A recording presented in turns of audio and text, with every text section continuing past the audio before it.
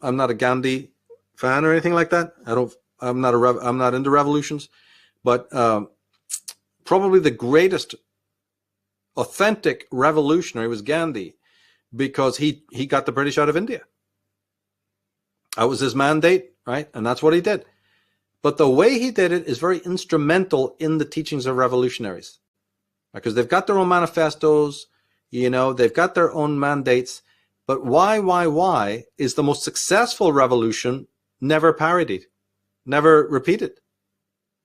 That's very funny, isn't it? And Gandhi did get the English out of Britain in 1948, right, or 1945, whatever it was, the moment when Lord Mountbatten, right, brought down the flag and India got its independence. Well, what was Gandhi doing that everybody else failed, right? But I'll tell you one thing he did, and that is he made a declaration to the world, and it was taken seriously by many people, many Irish revolutionaries, like James Connolly and others, more literary figures did take it very, very seriously. So it's not that it wasn't taken seriously, but the edict was, you cannot revolt against an oppressor, right, with one hand and say, I am against thee, and take anything from them with the other. Tiny bit oversight there, right? So you can't have your Starbucks latte and go on Twitter with your iPhone and talk about how we need to destroy capitalism, right? Is that what you're saying? Contradiction? No. And that's I'm not making this up. That's verbal. That is verbatim. Why do you think the man wore that preposterous dhoti? One piece of, cloth. He wove it himself.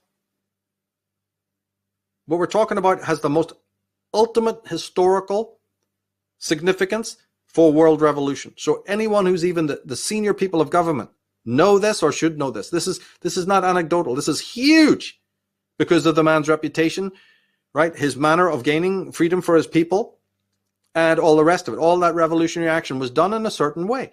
He said, and there was a great march to the sea in which you can actually see vintage footage of this, of Gandhi going to the sea, picking up a handful of salt and millions there, right?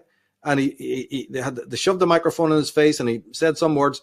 And he basically said, from now on, we do not wear any of the clothing that is made in Birmingham or, all of the trade routes, from Sheffield or whatever. We weave our own clothes, and this is Indian salt that we use in our cooking now.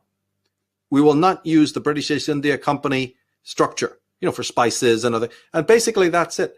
So this great world revolutionary, who actually succeeded, therefore he's the general, but nobody's copying it, laid down every single thing that his enemy had created or owned. And he started from absolute scratch. So the point being that the types that you see running right now are not in any sense true revolutionaries. They are destroyers, even ideologically. Their ideology is worthless when you embody the things that I'm talking about. They are the rabble, they are the rioters, and even Marxism long ago quit doing things like that, right? The Baader-Meinhof and all, that didn't work. They all ended up in life prisons and committed suicide in jail. That's how brilliant they were. All these hard reds, trying to do it through violence. It didn't work because you'd be crushed.